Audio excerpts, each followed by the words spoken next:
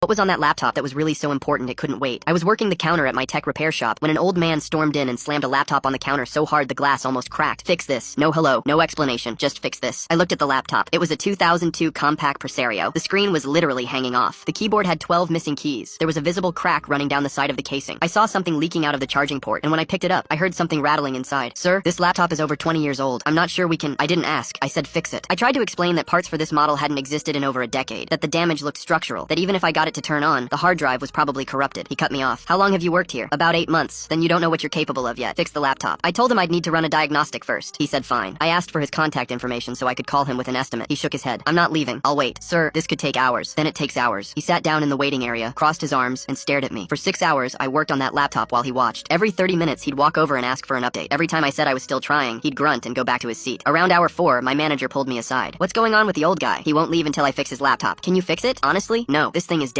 My manager glanced at him. He's been here all day. Maybe just tell him there's nothing we can do. I walked over to deliver the news. Sir, I've tried everything. The motherboard is fried. The hard drive won't spin. I'm sorry, but this laptop is beyond repair. He stared at me for a long moment. Then he stood up. What's your name, son? Ronald. Let me ask you something, Ronald. Do you know what's on that laptop? No, sir. Well, I do, and it's the only place those files exist. A bad feeling washed over me. What files? His face changed. He went totally blank. Just stared at me. That doesn't matter. All that matters is, I know that if you tell me it can't be fixed, I will make sure everyone in this city knows that this shop is useless. I gulped. Bad reviews when running a tech shop are basically a death sentence. I went back to the laptop, but at the desk, something was sitting wrong with me. An old man. A 20-year-old laptop he's desperate to access. Files he won't explain. Files that only exist in one place. I pulled out my phone and stepped into the back. I called the non-emergency police line, told them the situation, told them I was about to crack open this laptop and I wanted someone here when I did. They said they'd send someone over. I went back to work, tried everything I hadn't tried before. Swapped cables, reseated the RAM, tried freezing the hard drive, an old trick that sometimes worked on dying drives. Nothing. Around hour 6, I got so frustrated I headbutted the laptop. That's when the screen flickered. I held my breath, pressed the power button. It booted. A 20-year-old Windows XP desktop. I didn't open anything. Just walked over to the old man and handed it to him. It's working. I don't know for how long. You should transfer whatever's on there immediately. He took the laptop, looked at the screen, saw that it was open and working, and then, out of nowhere, this grumpy old man who hadn't smiled in 6 hours just started crying. Not quiet tears, sobbing. He set the laptop down and pulled me into the tightest hug. Thank you, he kept saying. Thank you. You saved everything. You saved me. I didn't know what to say. I didn't know what to think. I just stood there. That's when the cops I'd called walked in. 2 officers. They approached us slowly. Sir, we received a call about this device. The old man pulled back from the hug, confused. He looked at the cops, tears still in his eyes. What? We need to see what's on that laptop. The old man's face changed. He looked at me for a long moment. His eyes were still red. I couldn't read his expression. Then he picked up the laptop and turned it toward the officers. You want to know what's on here? Fine. He clicked the one folder on the desktop. Photos filled the screen. A woman in a white dress. A man in a suit too big for him. A wedding. The woman was laughing. They were slow dancing. That's my wife, he said. She died 2 years ago. And 6 months ago, my house caught on fire. Every photo I ever had of us got destroyed. Every single one. His voice cracked. These are the only photos of her that still exist. And you thought... He stopped. Looked at me. At the cops. You thought I was a predator. He started crying again and carried his laptop out of the repair shop. He still gave us 4 stars, taking 1 off for the assumption.